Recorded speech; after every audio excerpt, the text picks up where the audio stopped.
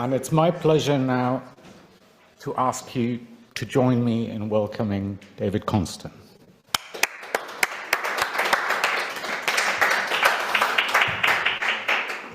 Can I be heard?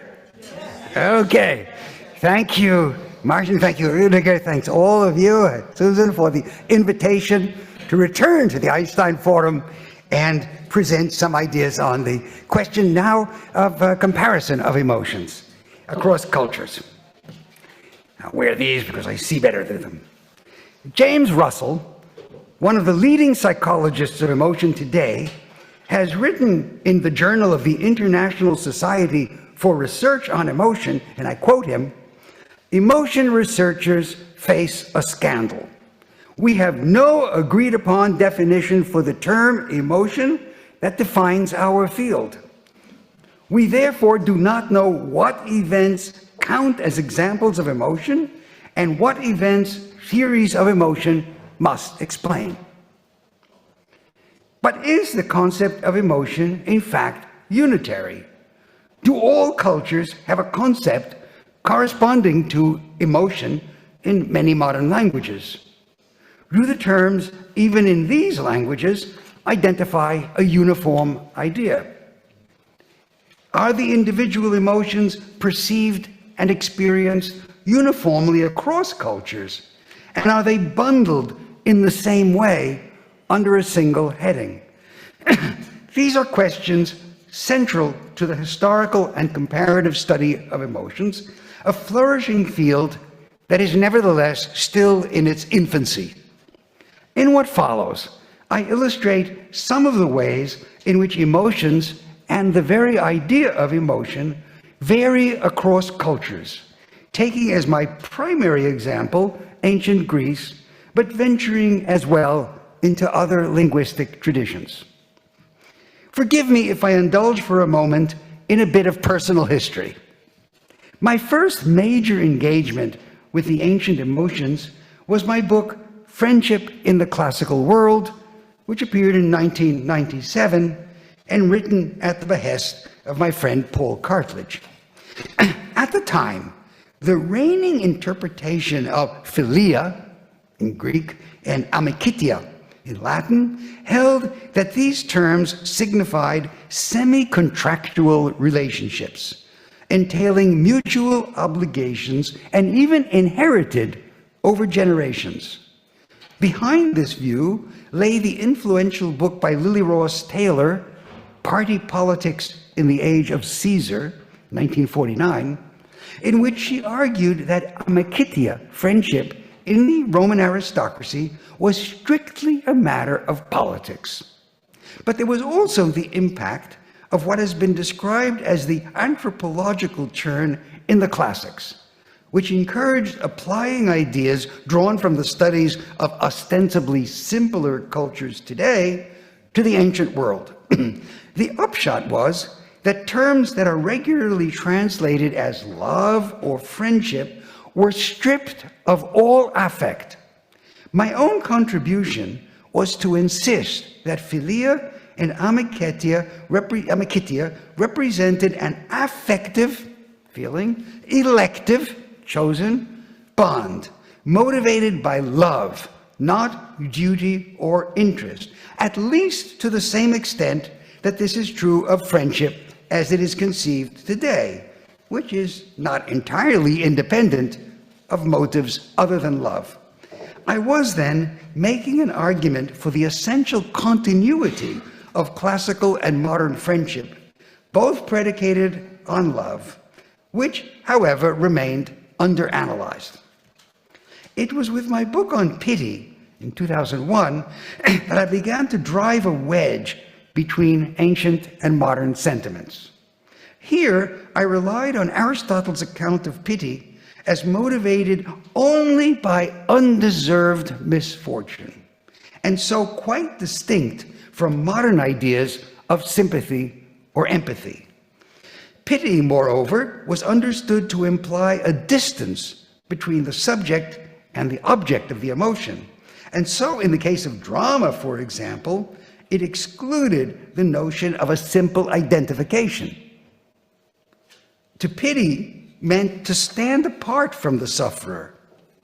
But it was only when I began to investigate ancient anger, this time at the invitation of Glenn Most to a colloquium held at the University of Heidelberg, that I started seeing ancient Greek and Roman emotions as quite different from our modern conceptions, both in the way they were described and presumably experienced then and now. My favorite illustration of the distinction was Aristotle's claim in the Rhetoric that you cannot be angry with someone of whom you are simultaneously afraid. You cannot be angry with someone if you're also afraid of the person. This struck me and others as so odd a claim that I looked to see whether Aristotle's understanding of anger, or rather of orge, his term, might differ from our own in such a way that his conclusion about the incompatibility of anger and fear followed logically. I discovered that this was indeed the case, and I concluded that anger and orge did not represent precisely the same emotion. In my book, The Emotions of the Ancient Greeks, which appeared in 2006, I extended this approach to the other pathe, as they were called, the plural of pathos, treated by Aristotle in the Rhetoric, and I arrived at the view that emotions have a history, and that they may differ from one culture to another. This was a version of the notion that emotions are culturally conditioned and are not simply hardwired in human beings as a result of evolutionary developments that took place in the prehistory of our species. This is more or less where my thinking has rested until very recently, although I was always troubled by the problem of how it is that we can respond to classical works so fully if indeed their emotions were significantly different than our own. I ventured to distinguish, this was one of my solutions, between emotions in the full sense, which indeed involve, as both Aristotle and the Stoics maintain, a rich cognitive dimension that took account of values and intentions, these were emotions, and what I called affects. By the latter term, I meant more instinctive responses that are common to all human beings and correspond more or less to what the Stoics called pre-emotions, and Aristotle sometimes referred to as natural emotions, as opposed to cultivated emotions with a more cognitive basis. Examples of affect would be attachment rather than love. We love somebody for reasons, but we are attached by nature as infant mammals are attached to their mothers, not just our own species. Or flinching, going like this, as opposed to fear proper. When I fear, I have a reason. When I flinch, something has come before my eyes. Raw sympathy is another example, a response to another's pain irrespective of desert. So it differs from pity, where you take account of whether it's merited or not. Still, this did not seem a sufficient explanation of how and why we seem to understand the emotions of characters in Greek prose and poetry, even though our values are often different from theirs, for example, in relation to war or the treatment of slaves. Lately, then, I've taken another approach to the problem. Aristotle's conception of the emotions, including but not restricted to anger, had much to do with matters of status and regard, or what Aristotle called honor. His word was tibe. Aristotle's definition of anger, orge, is as follows. Let orge, I use the Greek word, be a desire accompanied by pain for a perceived revenge. That's what anger is. On account of a perceived slight, insult, on the part of people who are not fit to slight you or your own, your dear ones. Anger, on this account, responds exclusively to belittlement and is a function, moreover, of the status of the parties involved. Some people are fit to slight you, and others are not. Who is fit to slight you? Well, if you're a slave, the master is. If we may not like it, but that's how Aristotle was surely thinking. Now, I explained this emphasis on Aristotle's part as characteristic of a culture in which honor and insult play a highly conspicuous role and are more central to everyday interactions than they appear to be in our own society today. As an illustration of the marginalization of honor as a value in the culture of the United States, I cited, among other things, the entry into everyday English of the verb to diss, D-I-S-S, which is short for to disrespect. When I was growing up, which is a very long time ago, disrespect was exclusively a noun. To verbalize it, you had to resort to verbal phrases such as to show disrespect. There was no verb that did that. The form dis became broadly popular in the 1980s, having been borrowed from Jamaican or African-American vernacular, where I presumed a brisk expression of challenge and disdain, to diss somebody, took root in a subculture in which honor was more keenly felt than in the wider culture. This interpretation was, on my part, a sign that I was still implicitly distinguishing between so-called honor or shame cultures, in which people's sense of self responds chiefly to what others think, and guilt cultures, in which one's sense of individual dignity is internalized. So I was still thinking in those terms. But this distinction, famously developed by Ruth Benedict in her book, The Chrysanthemum and the Sword, Japan was a shame culture, Western European societies were guilt cultures, and imported into the interpretation of classical Greece and Rome by E.R. Dodds in his magnificent lectures, The Greeks and the Irrational, has long been held up to critical scrutiny. I have now come to think that emotional regimes, to use Bill Reddy's term, are not so neatly separated. No doubt, the way we think of emotions is conditioned by the values and ideologies by which we live. In this sense, emotions are culturally constructed or socially constructed. But these values are complex, even conflicting. And while some may be dominant in a given culture, others too are present, if in a recessive mode. Our emotional repertoire, our own, includes Aristotle's sense of the centrality of honor, social status, and community and revenge as components of anger, as well as a more, So our society includes Aristotle's view, to diss, we understand it, as well as a more nebulous sense of anger as a mere feeling, as modern dictionaries tend to define it. We would thus do better to think of emotional communities, in Barbara Rosenwein's useful phrase, as clusters, with some patterns temporarily in the ascendancy, while others are more in the background, receiving less recognition in the popular lexicon, but by no means inactive. Thus, cross-cultural comparison of emotions is more than an academic exercise, for it stands to reveal aspects of our own emotional range that may otherwise elude us. And some of my thinking on this area is indebted to my friend and colleague, Douglas Cairns. There is, however, another difficulty that arises in comparing emotions across cultures, namely, whether what we regard as an emotion is similarly classified elsewhere. We typically regard anger, love, fear, pity, shame, and envy, for example, as emotions.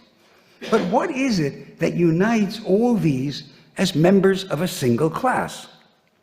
Might they be distributed differently, with some not subsumed under the heading of emotion, while other responses are included that do not seem to us to be emotions at all? We're looking now at different cultures. On a more general level, is it the case that people everywhere have a concept that corresponds to what we think of as emotion. The latter question, the second question, is easier to answer. Is the concept of emotion available everywhere? The answer is no. There are languages that have no word that singles out emotion or emotions as a distinct category. An example is Biblical Hebrew, which lacks any such all-embracing term for emotions as we conceive of them. And I owe this insight to a colleague working in this area. But what authorizes us, in that case, to group individual emotion terms together as though they formed a well-defined class in ancient Hebrew?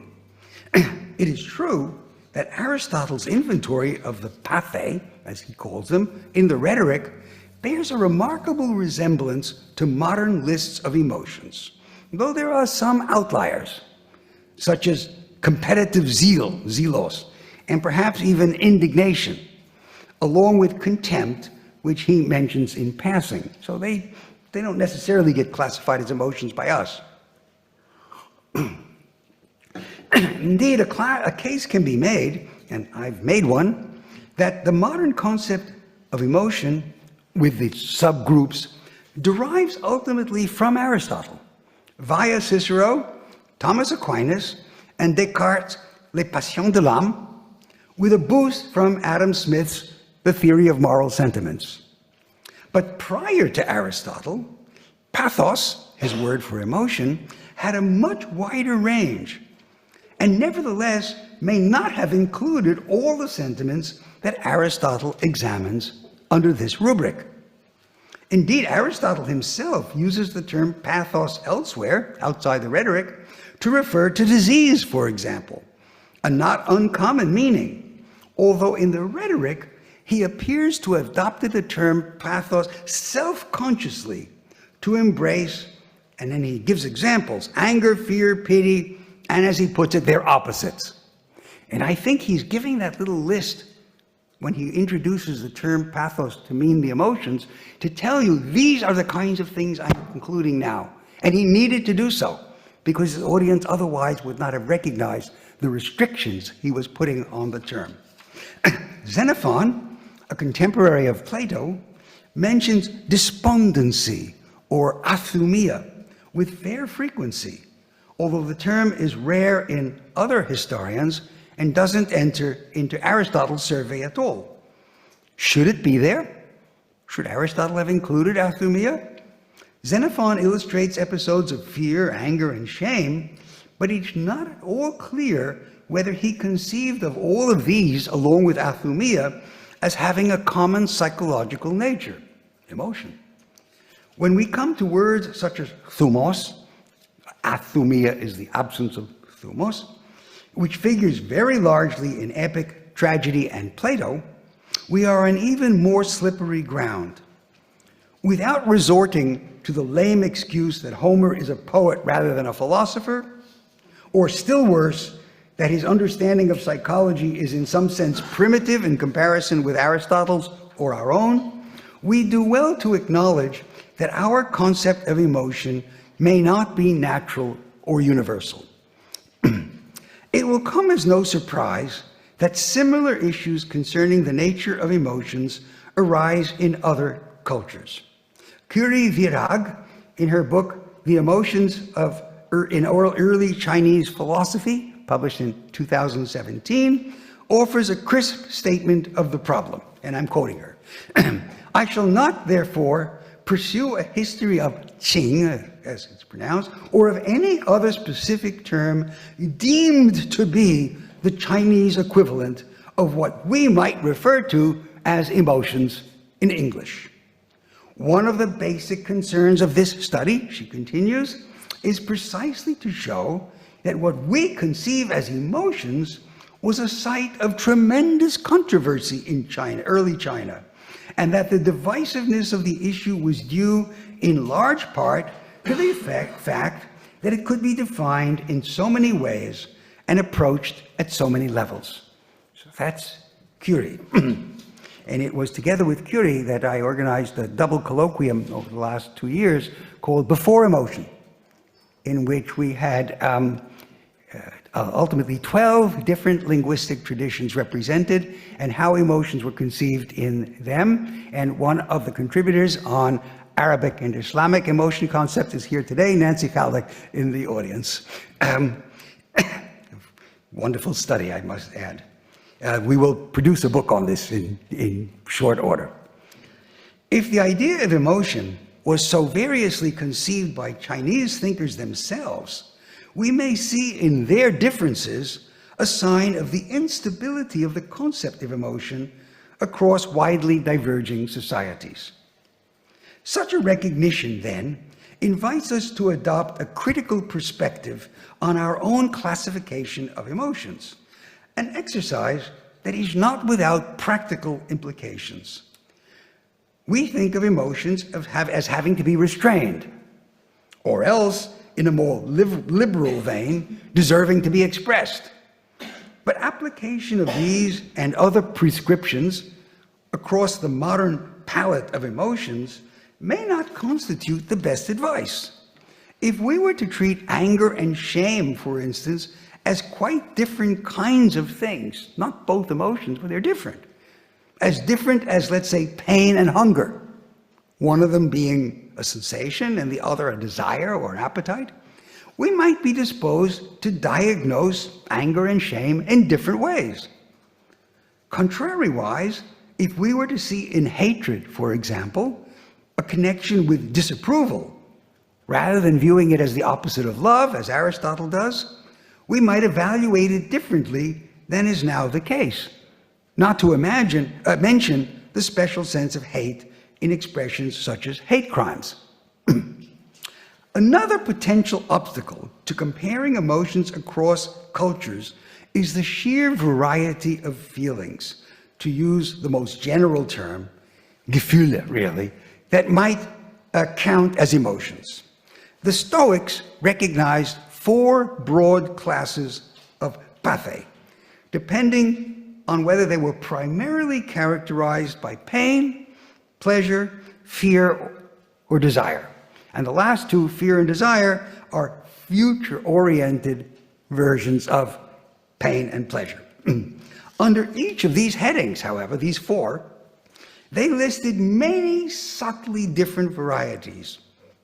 Under pain or distress, for example, they included envy, rivalry, jealousy, pity, anxiety, grief, sadness, despondency, vexation, and more. Of course, in each case, it's a Greek term that we are rendering into English. And so too for the other classes. Longinus, or poor fellow is sometimes called pseudo-Longinus. I've never understood why the Greeks named their children pseudo so often. Remarks in passing in his treatise on the sublime that, I quote, "There are countless emotions, no one can say how many." Classical Indian accounts of emotion, or more particularly what is called rasa theory, identify various ingredients of emotion which may be either present or absent. More specifically, there are 49 distinct emotional elements, 8 stable emotions, 33 transitory emotions, and 8 sensitivities. When you take all the combinatorial possibilities, they yield well over 1,000 potential emotions. This I get from Maria Heim, another who contributed to our program on Before Emotion. Such a proliferation is also characteristic of some modern theories of emotion. For example, Phoebe Ellsworth, an expert in the area of emotional appraisal, one of the more important recent theories, writes, and I quote her, "Appraisal theorists argue that small variations in any of the appraisals, change a feeling of slightly less certainty or slightly more control, for example, change the emotional experience through thousands of subtle, nameless variations." I keep quoting her, "One of the fundamental goals of most appraisal theorists was to move us beyond the idea of emotion as a finite set of distinct categories." Furthermore, Ellsworth observes that, and again I quote her, "appraisals are continuous, not categorical, and so an infinite number of combinations is possible." You see Indian thought here, you see a hint of Longinus. "Thus," and I quote her again, "a person can feel emotional even if the combination of appraisals does not correspond to any of the emotions in basic emotion theories, or to any of the emotions designated by a term in her language." Now, the problem with this expansive approach to emotions is that it risks descending into pure nominalism. Each emotion is what it is, and there is no way to compare emotions across cultures. What are we doing? There are a million here and a million there, and what corresponds to what? And yet, in Sanskrit as in Greek, there are, as we have seen, some basic emotions, represented by terms that repeatedly occur and may be understood as defining the principal emotions in that culture. Aristotle didn't list 10,000 emotions that you could rouse in a public discourse. So too for any language. These so-called basic emotions will exhibit various characteristics, to be sure. Ordinary Greek usage, for example, does not confine the stimuli to anger as narrowly as Aristotle does in the rhetoric. He calls it just an insult.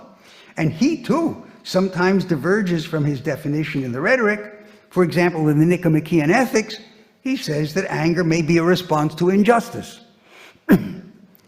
Nevertheless, one can usually elicit some core meanings, and these may and do differ from one language or culture to another.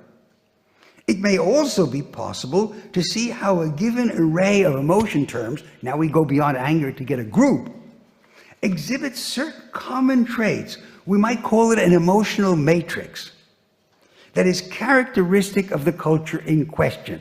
So when we put together a bunch of emotions in a given culture, there's some resemblance among them, some features we can pick out. Caution is required here. We must be conscious of whether the terms we investigate are defined as emotions in a given tradition, which will be difficult where there is no overarching term for emotion, or simply correspond or seem to correspond to the English or other modern emotional lexicon. When we make comparisons, therefore, we might want to look more safely to areas where cultures seem to have something in common. For example, many cultures have a tradition of commentary, and Glenn Most has given us an example of how looking at that feature common across different cultures may be more susceptible to comparison than others. In any case, as I have noted, I have argued that the Greek pathe described by Aristotle share several characteristics, although there are some exceptions in each case. For example, Greek emotions tend to involve cognitive assessments. They are value-oriented and interpersonal in nature, almost always, and reflect a strong concern with social status. This is pervasive across his emotions. A similar analysis of Chinese or Indian emotional vocabulary might yield different emphases, corresponding to the overarching values or ideologies of their time and place. I expect that none will be totally foreign to our own conceptions, to the extent that we cannot, so foreign that we cannot intuitively respond to literature or real-life actions where these emotions are displayed. But they may require interpretation, since they may be askew in relation to our own dominant pattern. Attention to such nuances, and I'm coming close to the end now, I'd like to alert people, about 2/3 through. It's a wake-up call. Not in the sense of woke. Attention to such nuances will be especially relevant in literary criticism, where writers or singers in pre-literary traditions exploit the full range of emotional experience. We may take as an example Homer's Iliad, a poem that begins with the emotion terms, the very first word in the poem, maneth, the very first word of Homer's poem, an elevated word that suggests not just anger, but something like wrath, characteristic of powerful figures such as deities. The Iliad has often been interpreted as an epic that begins and ends with anger. The first part, amounting to roughly 2/3 of the poem, treats Achilles' deep fury with Agamemnon, who deprived him of his war prize and thereby subjected him to public dishonor. Agamemnon attempts to assuage Achilles' wrath by offering him a multitude of gifts, including the hand of his own daughter. But Achilles stubbornly refuses to be conciliated as he broods on the way he was insulted. He gives over his resentment, however, when his beloved companion Patroclus is slain by Hector. Here begins the second grand episode, in which Achilles sets out to kill Hector in turn, even though he knows that his own death will follow shortly. So deep is his rage that he persists in mutilating Hector's body after he has killed him. In the end, he agrees to return the body to Hector's father Priam, thus bringing resolution to his fury and to the poem as a whole. Now, such a description gives the epic a nicely rounded shape. As Oliver Chaplin puts it in his excellent study of the Iliad, he has a little section that's called Anger Displaces Anger. So you begin with one kind of anger, you end with another kind of anger. First he's angry with Agamemnon, then he's angry with Achilles. As Chaplin puts it, Achilles' rage after the death of Patroclus remains unchanged in substance. It is simply transferred from Agamemnon to Hector, a view shared by many other critics. However, there is a substantial difference between the nature of Achilles' passion in the two cases. The first, with respect to Agamemnon, is a palmary example of orge as Aristotle defines it, although the word orge itself is absent in epic, which employs a different term, Colus, among others. So, he's angry at Achilles. Achilles insulted him, diminished him. He wants revenge. Simple. There it is. But as for the second part, how might Hector be said to have dishonored Achilles in slaying his most intimate friend? Might we not rather see his intense reaction as a sign of his grief, or maybe even of guilt at letting Patroclus take his place in the war against the Trojans, and that's why he got killed?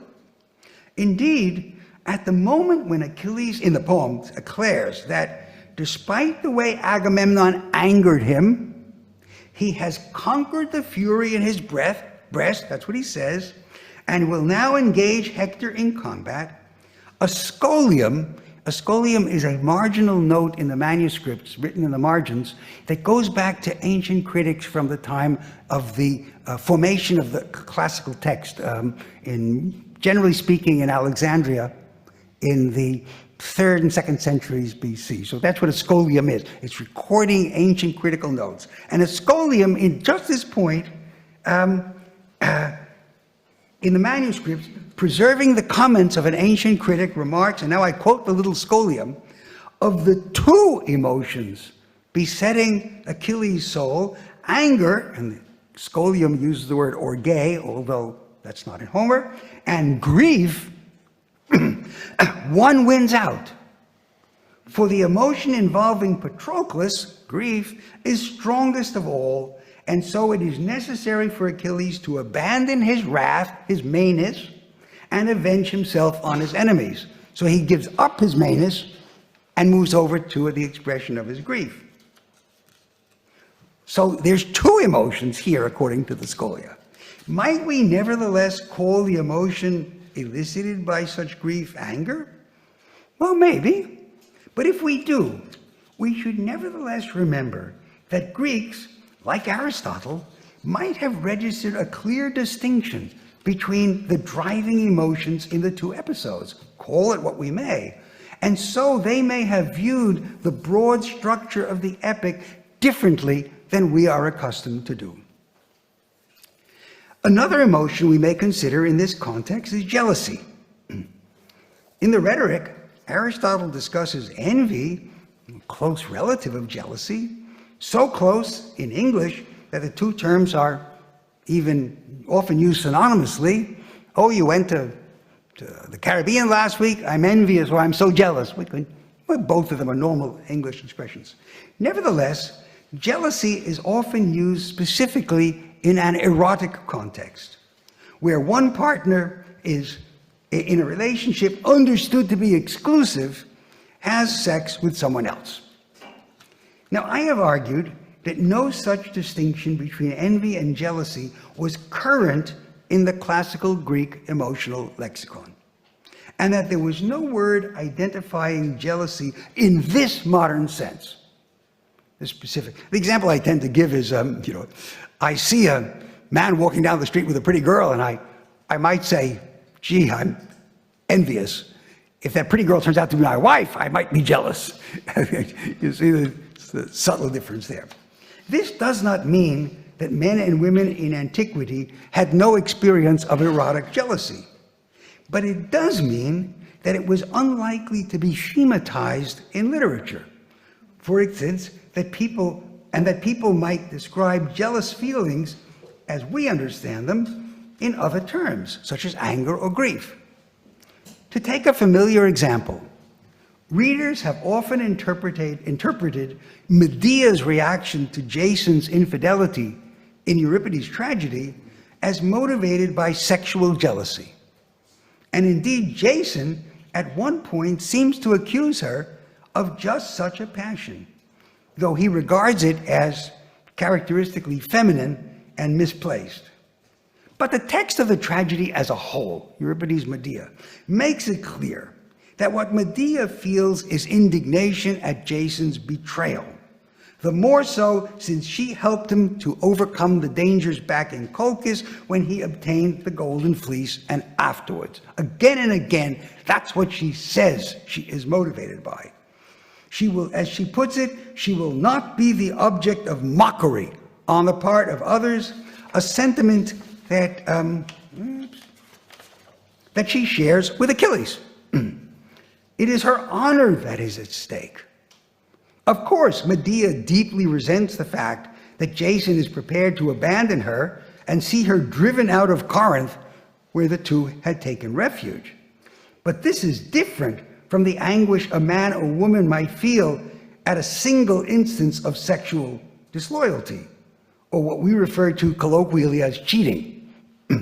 Again, I do not doubt that women or men in classical Greek did have such feelings, but they would have been recessive, to use the biological image that I invoked earlier.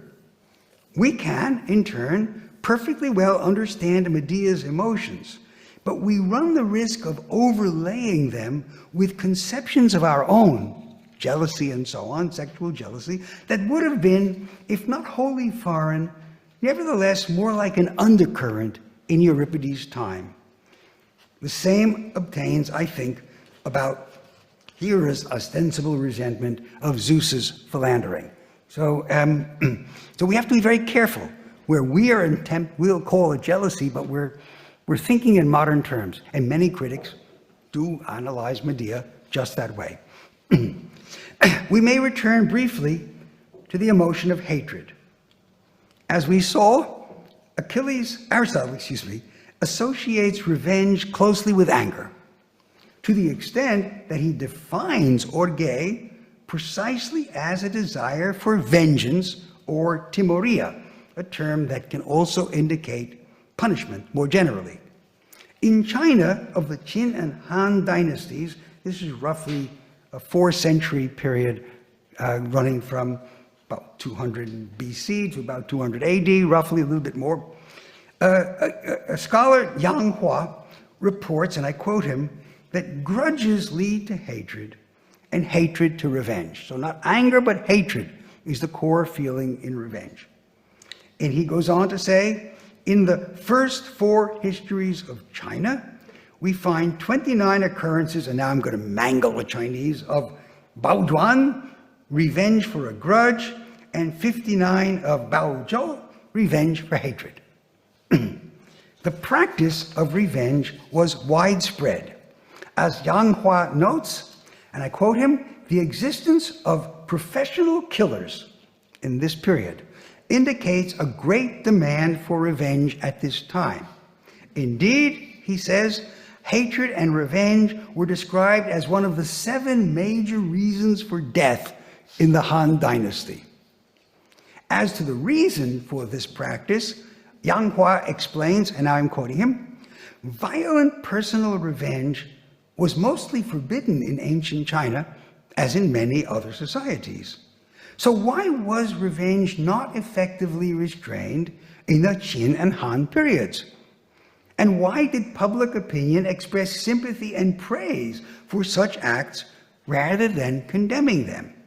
The main reason, he says, is that Confucianism, which became the official ruling ideology in the Han Dynasty, held that revenge was legitimate and stipulated the method and scope of revenge within its ritual system. End of quotation. In this context, hatred will assume a different value than it does today, at least in public discourse and also in ancient China. As Yang Hua observes, I quote him again, as the rule of law became more and more powerful, the room for private revenge became correspondingly smaller. At the same time, he says, Han Confucian classics also began to change their defense of the legitimacy of private revenge. The motives behind revenge, this is me speaking now, were subtly altered, and hatred in turn assumed a different position in the constellation of emotions. As Yang Hua concludes, hatred, anger, and grudge-bearing rancor may be universal, but he says, as I have argued, the history of these emotions, like others, must be historically contextualized. And he goes on to say, what emotions people harbored in their hearts is difficult to recover, but we can assess the attention they were given in historical sources and elicit the social and ideological conditions which favored such representation. That's Han Yua speaking. And now I go on, and now I really have just a couple of minutes left. One might make a similar observation in the case of shame. Today, when shaming is regarded as destructive and having no place in education, its status as an emotion is necessarily different from that which it occupies in cultures such as classical Greece and China. As Jane Guiney observes, and I quote her, and this is an argument from her book Shamelessness and Plight Shaming in Early China, her article that's forthcoming. As she observes, in texts from early China, shaming is not exclusively employed for subjugating the powerless. Moreover, she says, because shame is a virtue, shaming sometimes aims to foster virtuous behavior. She concludes, to incorporate these insights from early Chinese texts into our practices, we might need to establish a discourse of polite shaming and expand our assumptions about responsibilities and connectedness. So too, Marta Jimenez, a classical scholar at the University of Emory, argues convincingly that for Aristotle, shame is necessary for the inculcation of virtue in the young. Now, to be sure, English differentiates between a sense of shame, which may be regarded as a virtue, and a current shame, or the experience of being or having been shamed.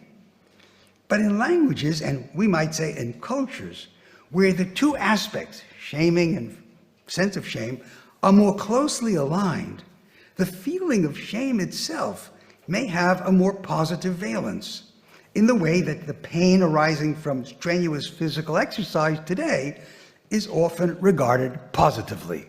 No pain, no gain, and ideas like that. And so to the final page. The various combinations of emotion terms and the criteria by which one or another is admitted into the list or associated with other psychological functions, such as virtues, desires, or judgments, when indeed there is an overarching notion of emotions at all, are questions at the very heart of the comparative history of emotions. If my intuition is right, that in any epoch, emotional sensibilities are complex and embrace, beneath the dominant paradigm, other structures of feeling as well, to use Raymond Williams' handy phrase, then the comparative study of emotions stands to reveal not only the contingency of our present emotional regime, but also other patterns that may be submerged, but nevertheless do guide our responses and our behaviors. This is, I think, one of the new developments that has taken root in the 2 decades since we first met here to think about passions in culture. Thank you very much.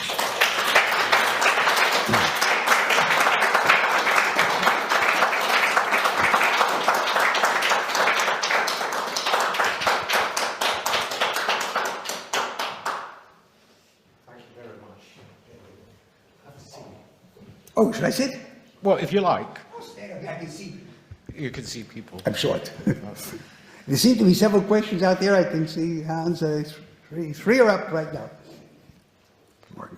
I'll start with Rüdiger, who was first to raise his hand. Yes, thank you, David, for the talk, for the overwhelming amount of very interesting examples as well.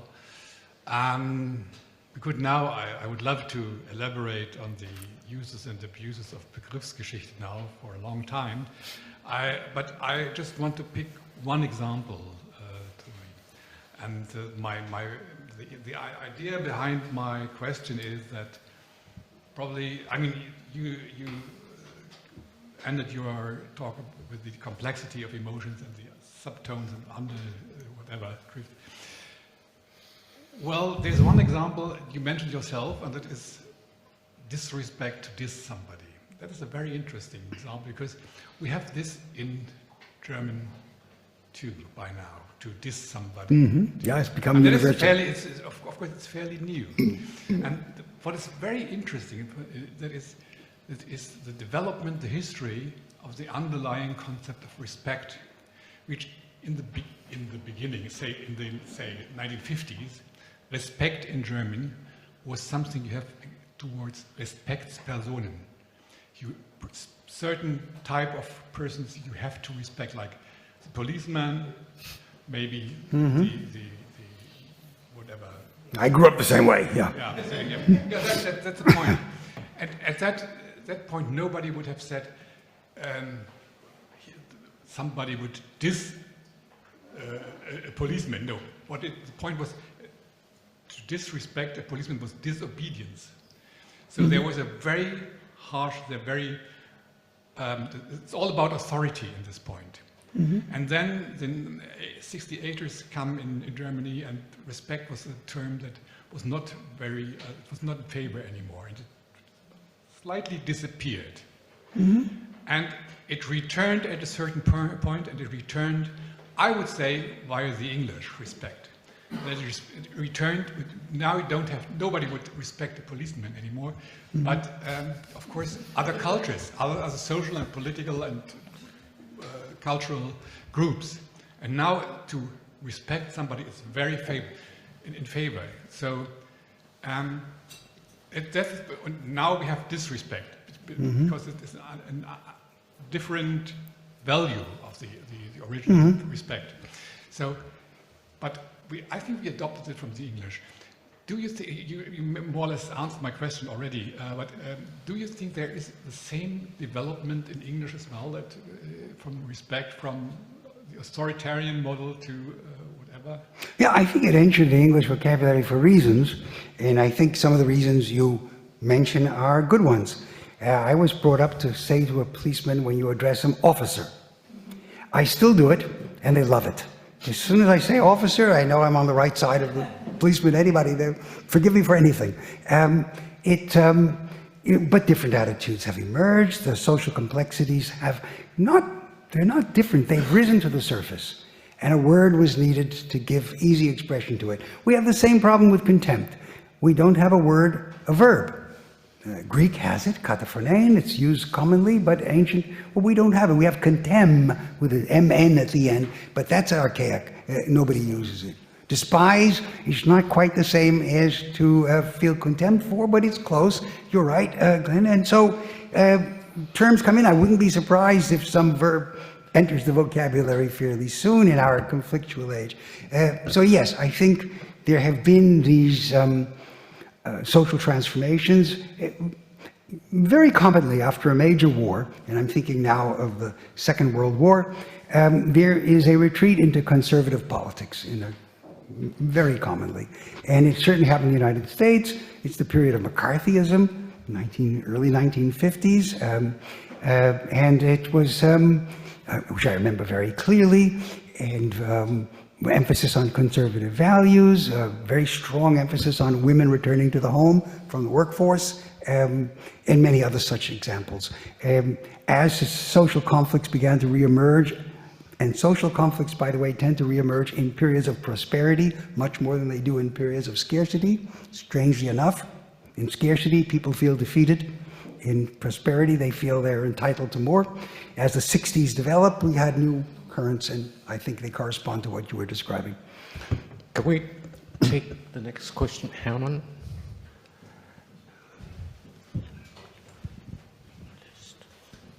Darf ich auf Deutsch sprechen? I'll see if I understand. Help me if you go slowly, I probably will, or we'll see. Ich danke Ihnen sehr für diese ausführliche, klare Geschichtsbelebung. Ich fürchte, Sie sind mit einer These sehr aktuell. Es gibt ja neben der Welt der Gefühle, die Sie geschildert haben, auch die Unterwelt von Furcht und Schrecken. Diese Unterwelt ist heute sehr präsent. Ich erinnere nur an den IS, die Zerstörung nicht nur der Ruinen, sondern auch der Menschen und ihrer Bilder in Palmyra, und an die Hamas, die nicht nur Juden tötet, sondern Menschen und ihre Bilder vernichten will. Das ist aktuell. Der Berliner Historiker Horst Bredekamp hat deswegen vorgeschlagen, das Betrachten dieser Furcht- und Schreckensbilder zu verbieten, strafbar zu machen, analog zu Kinderpornografie. Weil das Betrachten dieser Bilder nützt Furcht und Schrecken und tötet und zerstört Gefühle. Also zwischen Zerstörung, das ist wie bei einem Mord. Da gibt es einen Täter und Opfer und das wird verarbeitet, aber vernichten ist etwas anderes. Also die Frage wäre, und das gibt es ja seit Homer, der schreckliche Achilles, bis heute, wie aktuell sind diese Fragen? I thank you very much for your comments, and I think that they are indeed very current, these transformations and the surfacing of different kinds of feelings in regard to fear and other such passions. And we see them in just the context that you were mentioning. So I agree with you. Yes, thank you. Next on my list is Susan Neumann. Thank you for a very rich and also very lively discussion. You expressed some fear that people would fall asleep in the middle. No, we didn't, not at all. I am not somebody who studies or writes about emotions. You know, if I have to pick a focus, I work on reason. So, not that I think the two are mutually exclusive or any of that very old-fashioned ideas, but that's been my focus, and I've profited greatly from this series over 20 years to learn a little bit. And of course, it seems clear to me that emotions are in part culturally formed, in part culturally different. But I want to ask two sort of related questions. One is, I wonder what you do about the abuse of claims that emotions are culturally different, to argue that certain people don't feel them or feel them the same way that we do. I can remember, some of us are probably old enough to remember newscasters during the Vietnam War saying, well, Asians don't really mourn their children the way that we do, okay? And certainly that was something that was used towards slaves, and you know, you can sell away you can break up families, but they don't have the same sense of family loyalty. So that's part of my question, and really part of the reason why I'd like to push back a little and suggest maybe our emotions aren't so different from the ancient Greeks as we're suggesting, because in all of the cases that you mentioned, I would see examples of mixed emotions. We talk about all the time, of mixed feelings. So let's take Medea. Why does it have to be either sexual jealousy or indignation and anger? Why can't it be, why does there need to be one core emotion? Why can't we see her as feeling indignation, also humiliation, which is tied, you know, she won't be made a mockery of, indignation, rage, humiliation, and sexual jealousy that wouldn't be there if, let's say, he had simply betrayed her by abandoning her in some other way, rather than going to another woman. You know, just thinking of myself, my friends in crisis situations, highly emotional situations, I think it's easy to identify lots of emotions without ever being entirely able to say what's the core. So I want to ask you, as somebody unlike me who does emotions research, what's the importance of finding a core, either for us or the Greeks or anybody else? Yeah, well, it's an excellent question, and I have two answers. One is to do any kind of comparative study, we need at least to be able to describe adequately what's going on, and within the mixture, there will be some dominant and some subdominant elements. So take the case of Medea. In one place, Jason says, oh, you women, you're always concerned about the bed and nothing else. Medea does not accept this. And Medea isn't really worried about, I remember Hayden White, my friend, saying that incest is like concern with literary style. It involves putting the right thing in the right place at the right time. And that's not Medea's concern. Jason is abandoning his wife and having her expelled from the one place where she is safe with him by marrying the princess of Corinth. He's driving her out of the society. The last thing she's worried about is that he got into bed with some lady. That's our interpretation. We're dealing with a society in which symposia, call girls, called hetairai, were regular performers at such events, where if Plato was going to describe a sober party, in his symposium, he has to begin by having somebody say, let the girls stay outside. This is not going to be a kind of party in which we get competitively drunk and screw everybody. In a society like that, to look at the dominant aspect of Medea's feelings, even if, as I said, she has such feelings, is to misrepresent her concerns. And it's to fail to see what's going on. When Medea doesn't actually act on her feelings until she knows she has a safe escape. And that's in Athens, because the king of Athens happens to pass by and meet Medea and guarantee her safety if she reaches his country.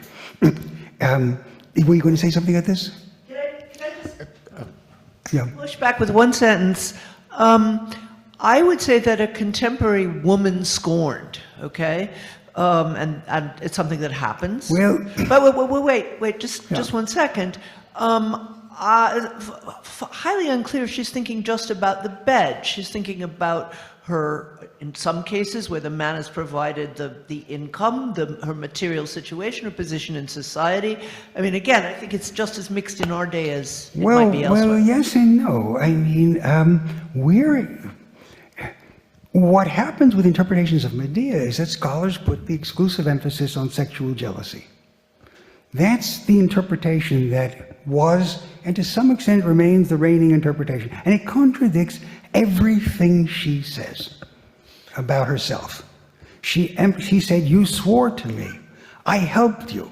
I did all kinds of things. Without me, you'd be no one. You'd be dead out in my hometown. I should never have followed you." She is very clear about her motives. Why do scholars misread her? Why do they pay no attention to her words? If she were male, they would. But she's a female. And scholars imagine that a woman's jealousy is, they take Jason's part. Oh, you're just worried about the bed. And that's not an adequate description. So if we're putting together the combination of sentiments you do, and by the way, modern interpretations of jealousy almost invariably regarded as a mixed emotion to begin with. Almost every interpretation of jealousy. If we're putting them together, let's see what stands out in Medea's case, as is represented by Euripides, of course, and be sure not to arrange the parts and the emphases the way we do. Do you know how they nowadays have these emotion charts where the frequency of terms, they get bigger representation and smaller representation? We have to be careful about what stands out. I'm afraid I have to be the policeman of time here. We are already running late. I've got 5 more questions, and I would like to take 2 at a time and then 1 last question. Now I'd call for Fritz Breithaupt and Christiane Voss because they sit side by side. Thank you. Sorry for Fritz. Okay. Sorry for the others who don't get their voice to be heard here now. Thank you. David, you have the affect of a young whippersnapper. I have to say this. So I want to come back to your big question of cultural comparison. And I'm following Susan here too. First, of course, I find it it's very agreeable and beautiful how you show these cultural differences.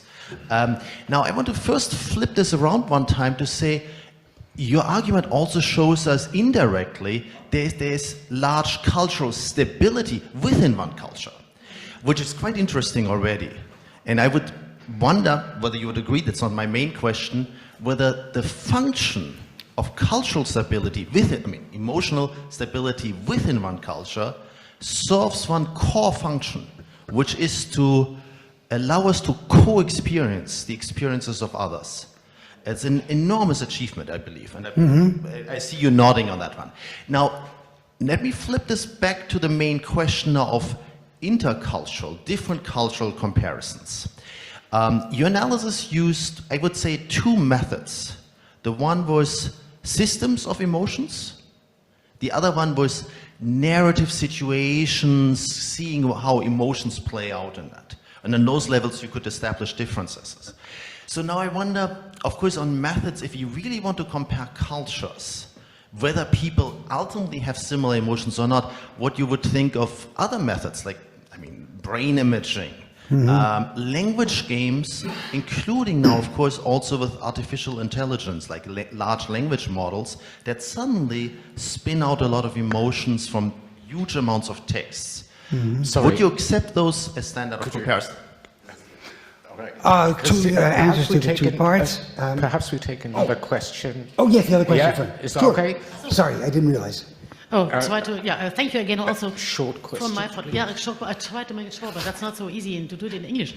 I want to know whether you think that if one identifies a cultural pattern of emotion in a society, at a given state, rightly, whether this means that, that the dominant emotions of a period is always synchronized with a value system lying beneath it, or founding it. And because if you think that emotional patterns are synchronized with value systems, then I ask you what you think about the concept of Lauren Berland, cruel optimism, where she tries to figure out a kind of anachronistic pattern of emotion, namely cruel optimism, that consists in clinging to promises that were made on a societal level after the Second World War. For example, the promise to say, if you work, if you try to take your efforts, to give your efforts, then you will make something out of your life. You will have the promise that your life will go out, will develop, flourish. And she says this, to cling to that promise, although in neoliberalism it's already gone, there is no guarantee that our efforts will be flourishing, will bring us to a flourishing end of our life, but maybe we get precarious much more than that. Nevertheless, our cruel optimism as an affective attitude clings to the anachronistic promise that is already gone. So what kind of mismatch would be involved here? Well, the two questions coincide very nicely. I would only say that the example of hatred in the change in value in the Chinese society, early Chinese, Qing and Han dynasties, is a good case of change. Disrespect is a good case of change in a society. Societies do cling to patterns. Durkheim expressed very clearly how this would work, but we won't want a perfectly static role. And there are many ways in which this could be described. So, for example, structuralism in language tends to be emphasizing a single model where all the pieces go together. And it has difficulty expressing why languages change or phonemic systems change. And so modern examples of structuralism, really modern, look to instabilities within the structure, places of weakness, and not just external causes. And something like that could be done for emotion studies. On the matter of neuroscience, one of the difficulties, and neuroscientists are becoming very aware of it, after I began by quoting James Russell, expert in this area, about this problem, if a neuroscientist has somebody say anger, and they look, or give an anger experience, and they look where the lights are going on in the brain, well, if someone means something different by anger, if Aristotle were to be put under the machine, might different parts of the brain light up? Because what he means, what is elicited by this question, is different. And if that were so, then neuroscientists themselves have to realize that they are equating intuitively meanings of words across different cultures, which might vary quite a bit. So they are increasingly alert to this problem. On the other hand, they remain conservative for a simple reason. I've asked them and I get the answer. If you tell people you're applying for a research grant and you want to show the relationship between anger and diabetes, you'll get lots of money. If you say, well, I'm not sure what anger is and I don't know whether Japanese anger is related to diabetes in the way that anger is in Belgium, you can forget about it. And so there are issues driving some of these that lie outside the domain of pure theory. All right, I'll take another two questions together. First up, Josef Brüchte, and then Glenn, since you're sitting next to one another. And please, short questions. Yeah, thank you very much for the lecture. As someone who comes from philosophy, I have two short questions. Maybe they are simplistic, but that has to do with my déformation professionnelle, maybe. So question number one, if you are right, and I think you are right, that we can't translate simply from one culture, from one period into another, wouldn't it then be our task as scholars of the humanities to do, in the literal sense, a work of translation, meaning shaping new terms? In philosophy, we have a famous and infamous examples by the work of Martin Heidegger, right? Hypokeimenon cannot be translated in substantia or substance. So wouldn't that be our task as scholars, coining neologisms? Second question. That I can answer easily, yes. Yes. Thank you. The second question, the general problem you started with, the quotation of James Russell, is a problem we maybe I may say especially have in philosophy as well. So what is an emotion? And if I'm not wrong, I would say we do have three options. First option, we give an analytic or cognitivist definition by naming necessary and sufficient features. Option 2, we give a typological definition saying an emotion typically is, and then you come up with some features, but this is not true for every emotion we get confronted with. Option number 3, the famous late Wittgenstein option, Family resemblance. Why is the latest one especially, why is, or maybe I'm wrong, is that an alternative for you? Shall we have Family Glenn resemblance first? turns out, in my view, to be too easy an excuse. But let the second question join, and perhaps they will be coincide to some extent. Glenn, were you about to ask one? Because I think I was pairing the questions. Yes. Thank you very much for that wonderful lecture. It's great to see you again after during all of these years as a young whippersnapper. I have two observations or suggestions which I want to propose to you, because I think that you will agree with them, but I think that makes it more clear, some of what you were saying, even in the way you said it. The first is, I think it's a waste of time to be worried about the fact that what one culture calls emotions is not called emotions in another culture. Even in one culture, it's constantly changing. What people said about emotions in the 18th century, in the early 20th century, is not, and even in our contemporary culture, there's enormous disagreement about. I think that the only way to proceed is not from the top down, but from the bottom up. That is to say, from specific cases.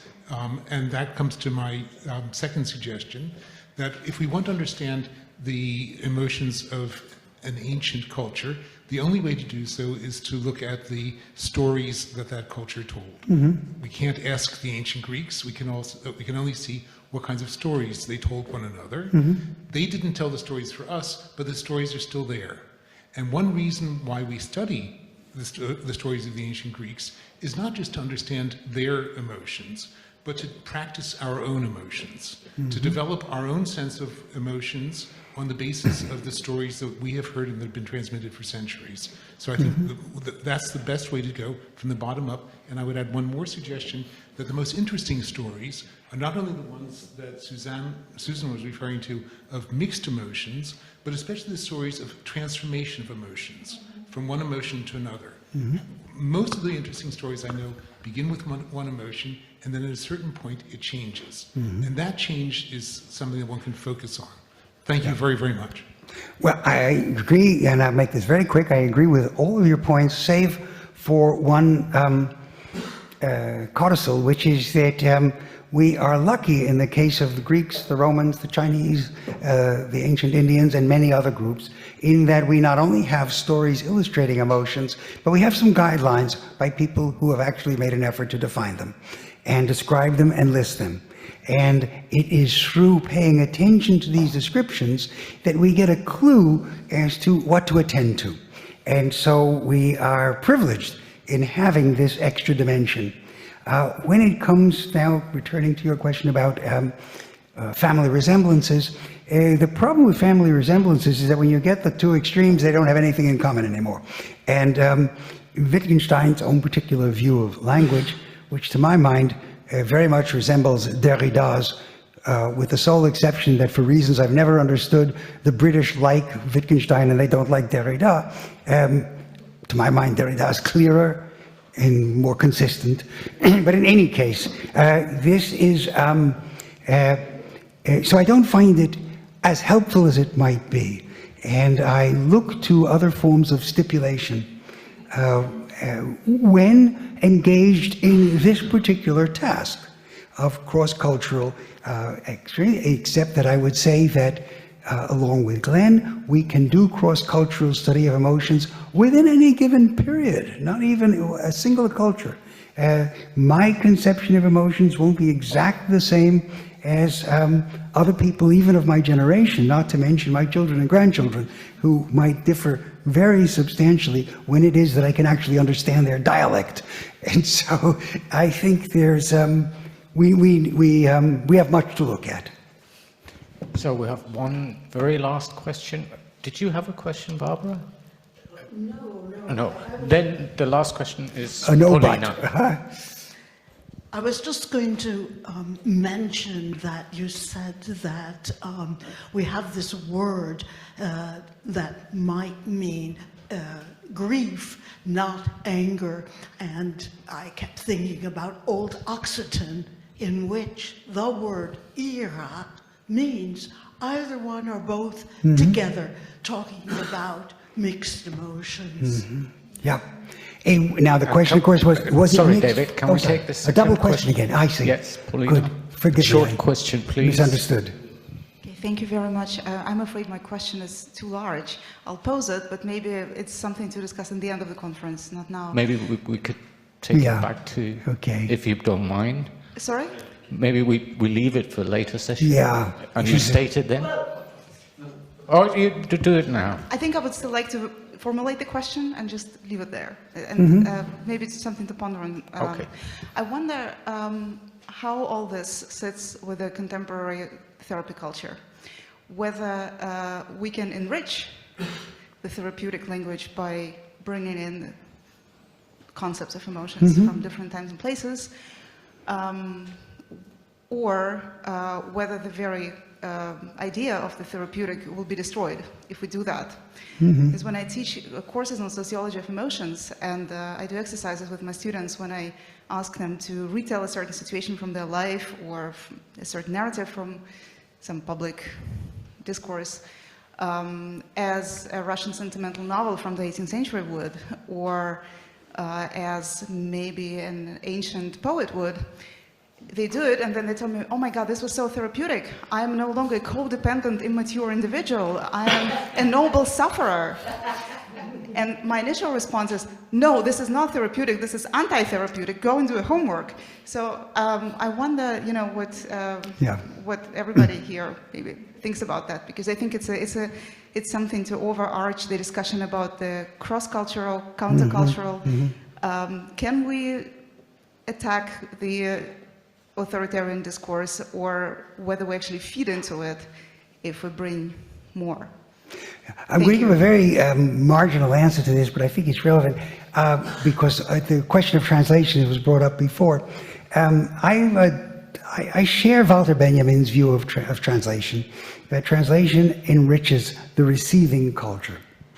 As we translate, we learn, and our own constellation of crucial concepts is subtly shifted.